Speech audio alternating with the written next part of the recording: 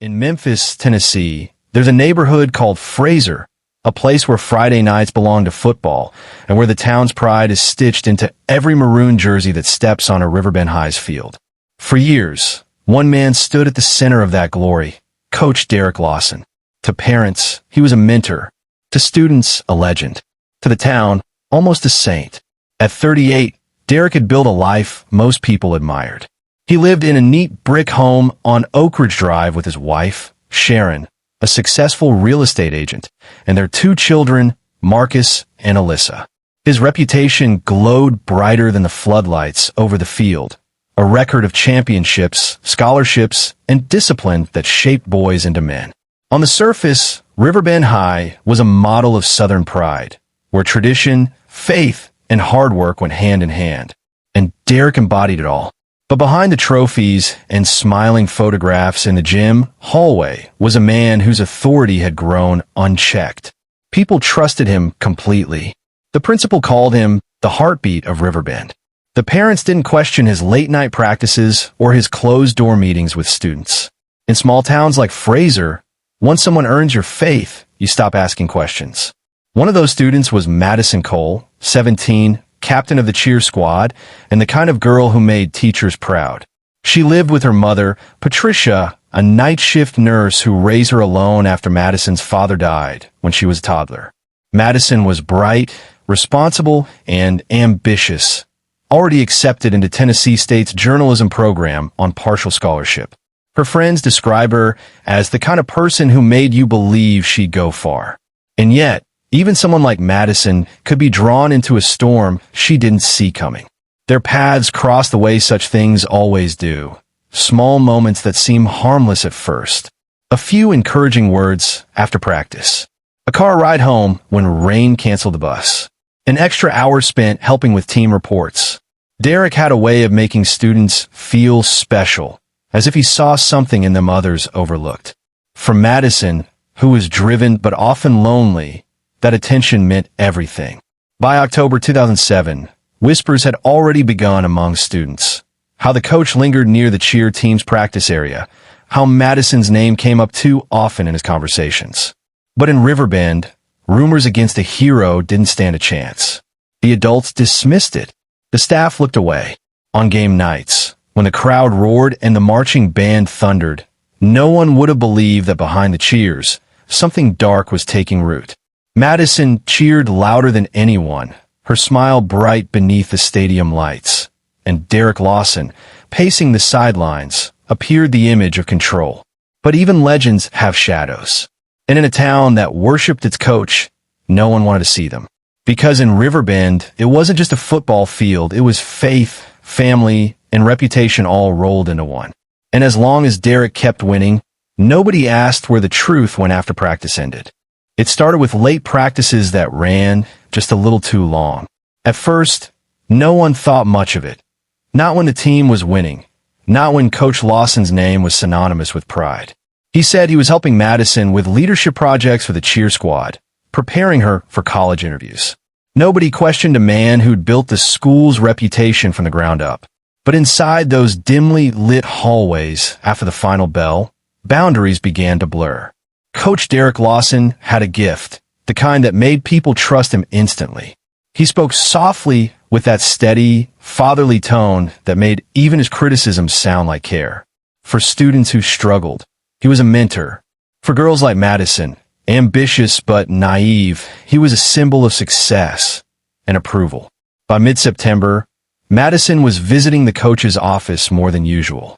He'd call her in for team coordination, or ask her to review pep rally schedules. A harmless thing, everyone assumed. But guidance counselor Sandra Martinez began noticing changes. Madison's focus slipping, her cheerful energy dimming. When asked, Madison brushed it off, just stress from college stuff. The truth was far more dangerous.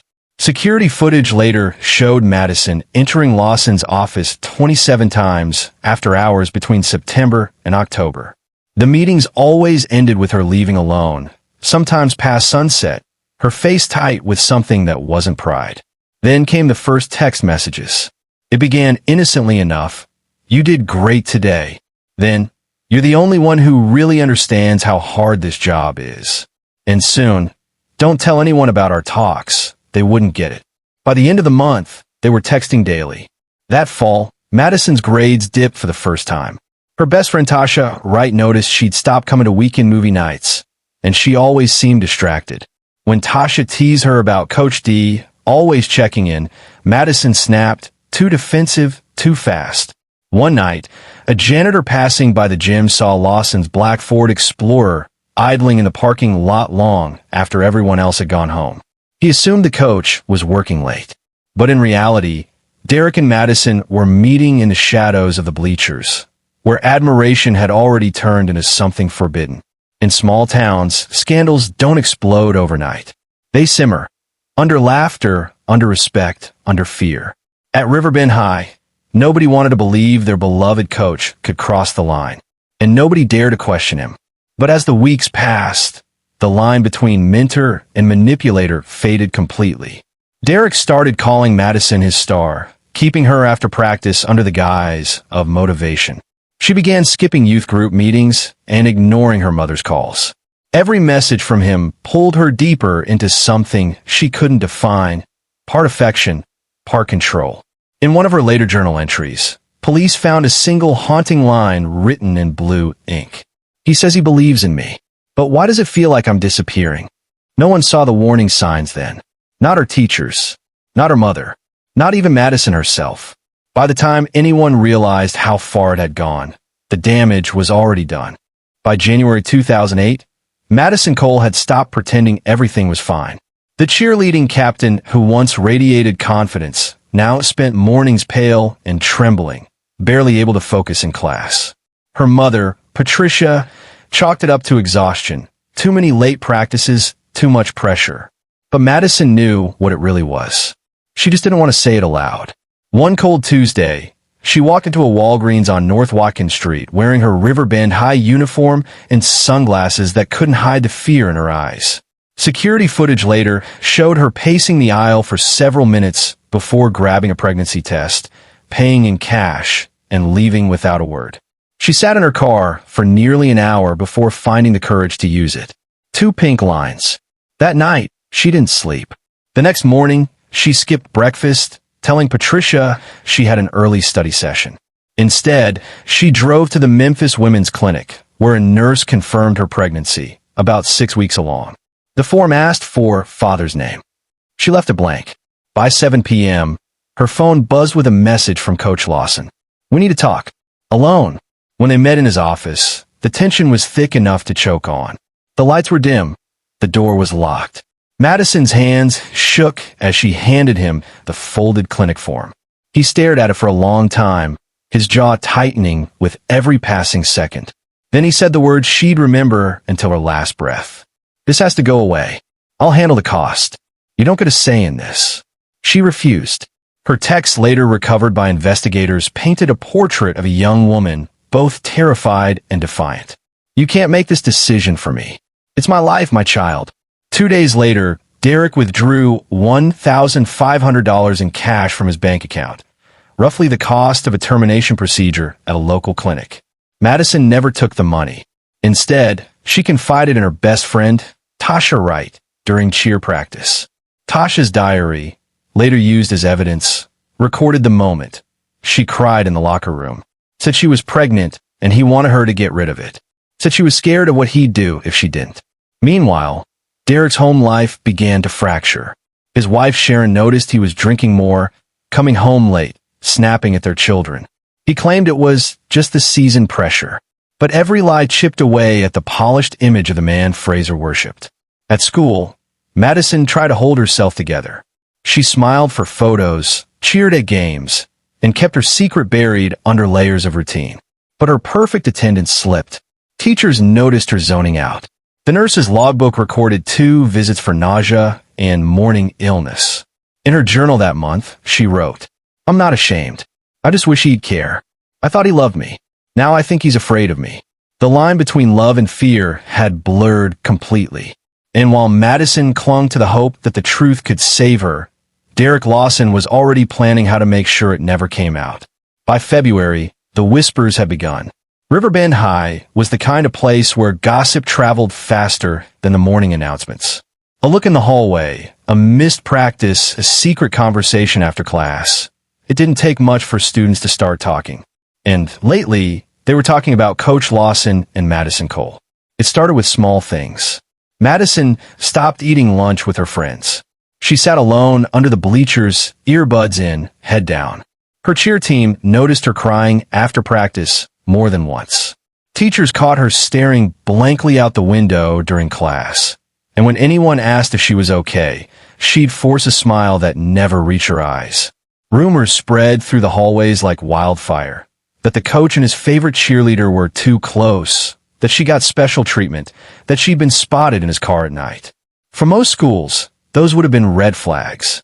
But in Fraser, nobody wanted to believe something like that about their hometown hero. The assistant principal, Michael Davidson, received 3 separate complaints about inappropriate attention between Lawson and Madison. But he didn't act. The coach had delivered Riverbend 2 district championships. People like him didn't get questioned. They got protected. Still, not everyone was blind.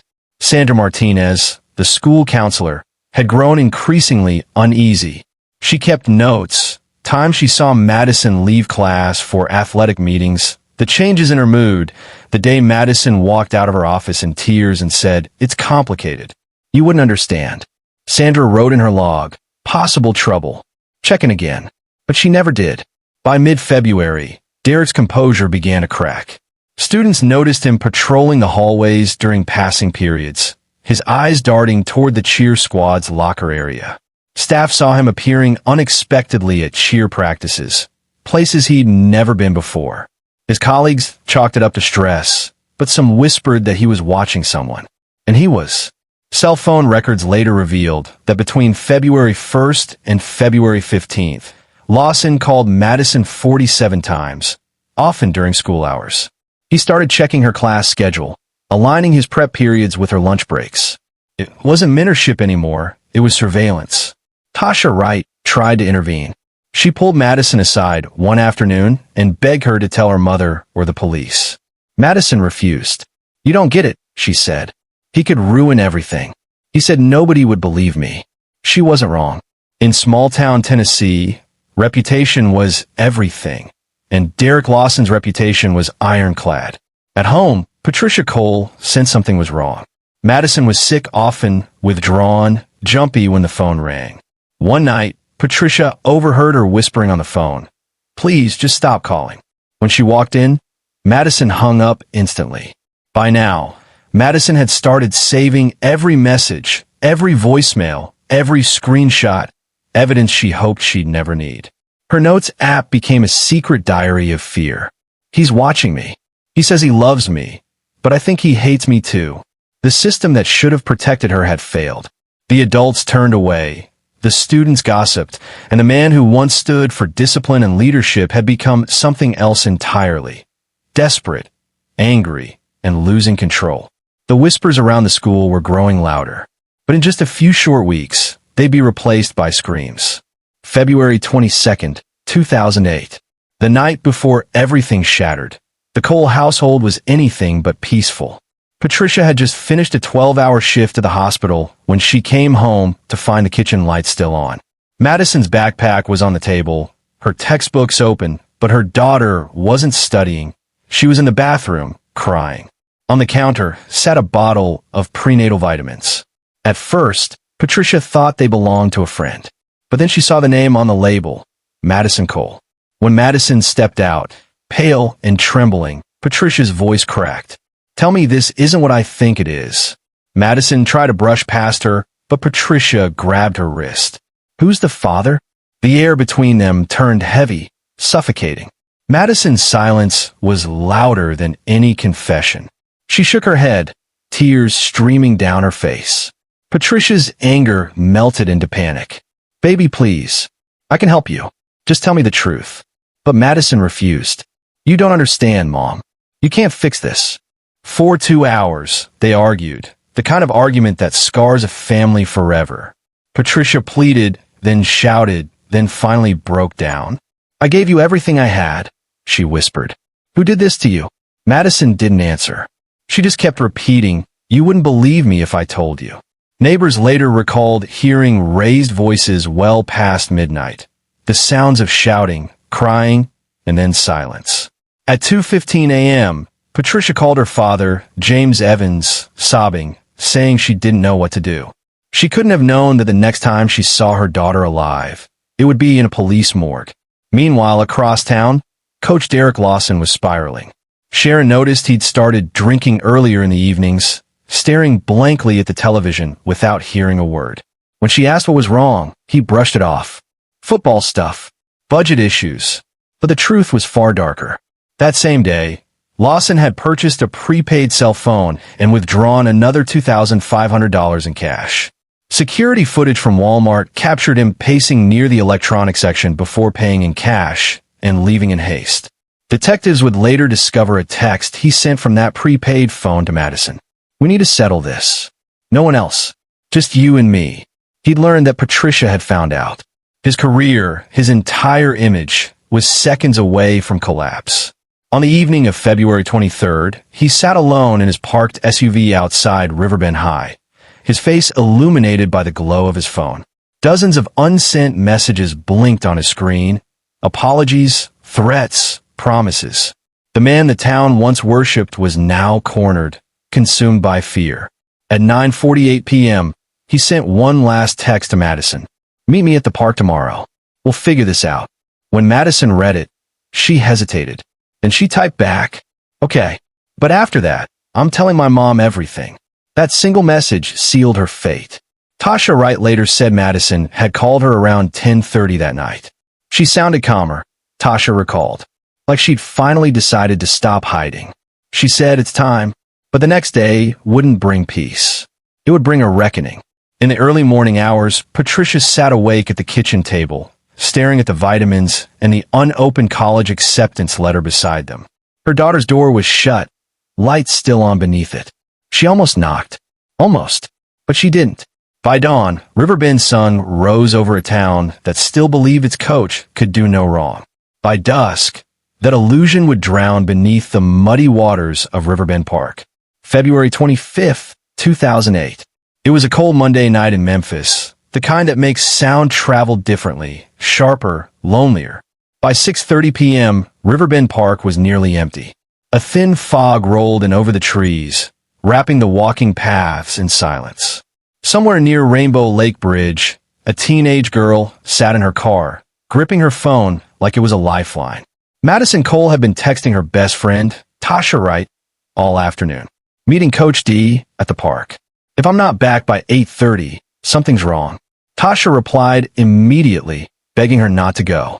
But Madison was done being afraid. She had spent 5 months living in the shadow of his authority, his charm, his threats. Tonight, she was going to take her power back, to tell him she wasn't hiding anymore. At 7:12 p.m., surveillance cameras at the park's east entrance captured a black Ford Explorer driving in, Derek Lawson's car. 3 minutes later, Madison's silver Honda Civic followed.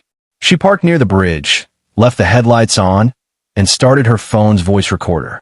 The first 90 seconds of that audio file, later recovered from her damaged iPhone, began with the sound of rushing water and her trembling voice. "You can't keep pretending this didn't happen, Derek." "I'm not pretending," he snapped. "I'm trying to protect us." "Protect us or protect yourself?" Then footsteps, movement. The audio crackled with static. Detectives would later describe what happened next in clinical terms, a confrontation that turned violent. But the truth was anything but clinical. Witnesses, 2 joggers passing by the lake, reported seeing a man and a girl arguing near the bridge around 7:30 p.m. They remembered the girl's voice breaking as she shouted, "Don't touch me." Moments later, they heard a splash, then silence. Forensic analysis would later confirm the timeline.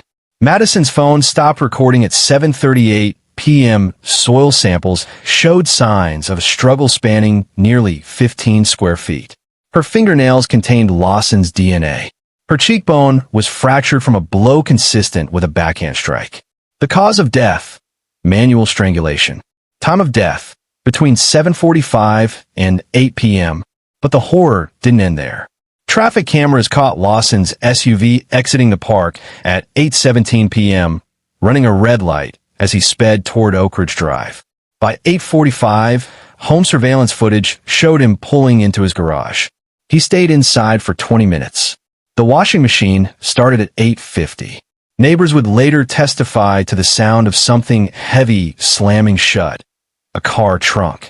Sharon Lawson, his wife, remembered the moment he walked in. He was soaked in sweat, she said on the stand. He went straight to the laundry room and wouldn't look at me. Meanwhile, Tasha kept calling Madison. 8 times. Then 10. No answer. By 10:15 p.m., she called Patricia. Mrs. Cole, she said, voice shaking, Madison's not home. She wanted to meet Coach Lawson. Patricia's world froze. She rushed to her daughter's room, saw the unmade bed, the open laptop, and the phone charger still plugged into the wall. She called the police at 11:15 p.m., whispering through tears, "My daughter's missing." At 12:45 a.m., an officer's flashlight caught the first drag marks near Rainbow Lake Bridge, faint imprints leading toward the water. The mud was disturbed, the grass torn, and at the edge of the creek, they found a shoe. Madison's. By sunrise, the fog had lifted, revealing the still, dark water beneath the bridge, and the truth no one in Riverbend had wanted to see. Madison Cole had gone to tell the truth. Coach Derek Lawson had gone to erase it. By dawn, Riverbend Park was sealed off with yellow tape. The sound of water lapping beneath the bridge mixed with the steady hum of police radios. Memphis homicide. Detectives James Martinez and Sarah Thompson stepped into the mud, their breath visible in the cold air. Before them lay the body of 17-year-old Madison Cole, face half submerged, hair tangled with reeds. The water hadn't carried her far. It was clear she'd never been meant to disappear. Forensics began piecing together what the park had already told them. Drag marks stretched 27 feet from the bridge to the creek. A single sneaker, a torn jacket sleeve, and a shattered iPhone glimmered under the flashlights. When the phone was powered on at the lab later that morning, the last file recovered was a 7-minute voice memo, the confrontation no one had heard until then.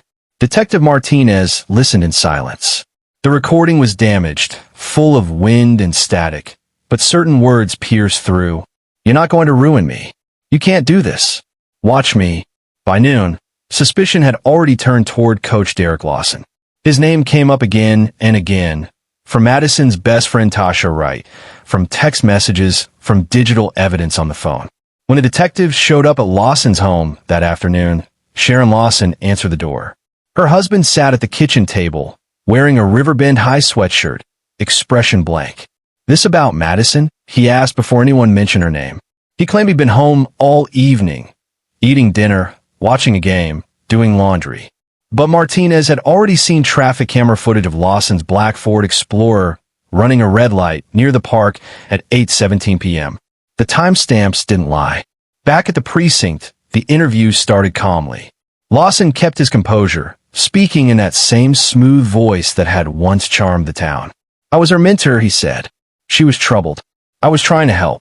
Detective Thompson slid a photograph across the table, the torn fabric from Madison's jacket, found caught in his SUV's trunk hinge. "Help?" she asked. "Is that what you call this?" The silence stretched for almost a full minute before Lawson leaned back, exhaled, and muttered, "You people don't understand how hard this job is." The evidence, however, spoke louder than any defense he could offer. DNA from beneath Madison's fingernails matched his profile. Fibers from his Letterman jacket were found on her cheer uniform. Soil from the creek matched the dirt embedded in the treads of his tires. And the final nail, the audio file on Madison's phone. 2 days later, prosecutors charged Coach Derek Lawson with first-degree murder, statutory rape, tampering with evidence, and abuse of authority. The arrest footage aired on every Memphis news channel. The once-beloved coach, handcuffed, led down his driveway as neighbors watched in disbelief. The trial that followed would split the community in two. Supporters clung to the idea of the man they thought they knew, the father figure, the mentor, the hero. Others demanded justice for Madison, the girl who had been silenced by the very system meant to protect her. In the courtroom, Sharon Lawson broke down on the stand. He came home that night, she said through tears, and went straight to the laundry room. He didn't speak to me. He just washed everything. The prosecution called a crime of fear and control, the ultimate act of power from a man who'd lost it. After 2 weeks of testimony, the jury needed only 6 hours. Guilty on all counts. When the verdict was read, Patricia Cole clutched Tasha's hand, sobbing quietly. The town that once worshipped its coach now watched him stand in shackles, head bowed. No cheers, no trophies, only silence. And as the cameras flashed, Detective Martinez whispered to his partner. She tried to tell them. Nobody listened. When the jury foreman uttered the word guilty, the entire courtroom fell still. The only sound came from Patricia Cole, her sob breaking through the silence that had suffocated her for months. On the other side of the room, Derek Lawson stared at the floor, jaw tight, hands clasped as if prayer could undo the truth. The judge read the sentence slowly. Life in prison without the possibility of parole, plus 25 additional years for statutory rape and abuse of authority. Every word was another brick sealing the coffin of his reputation. The man once celebrated as Coach D, the symbol of Riverbend pride, was now a convicted murderer and a cautionary tale. Outside the Shelby County Courthouse, protesters held signs that read "Justice for Madison" and "Protect our students."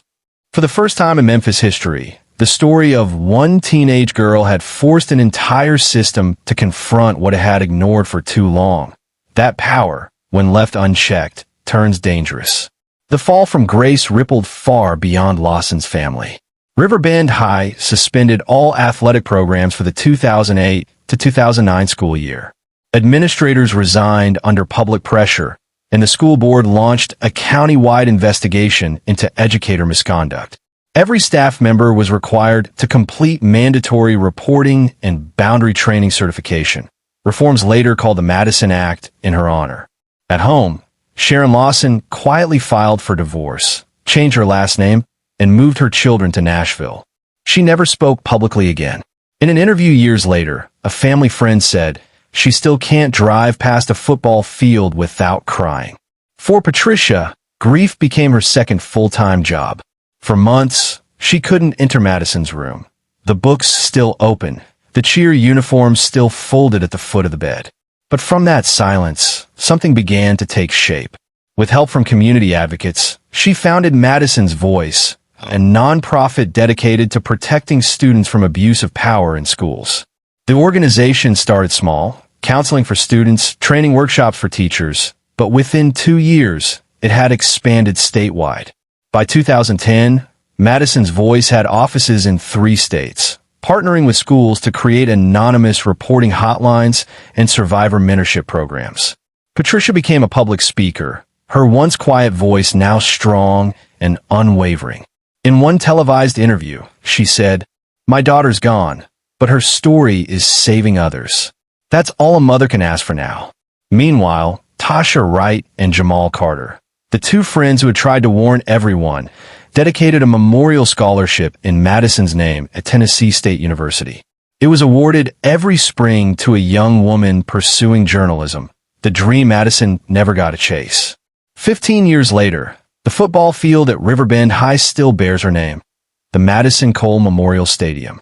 Every September, the community gathers there not for a game, but for a candlelight vigil, rows of flickering lights across the bleachers, the sound of quiet prayer replacing the cheers that once defined that field. And every year, Patricia stands at the 50-yard line, looking out at the crowd, knowing that her daughter's story became something more than tragedy. It became a warning, a lesson, a legacy, because in a town that once worshipped its coach, they finally learned who the true hero was.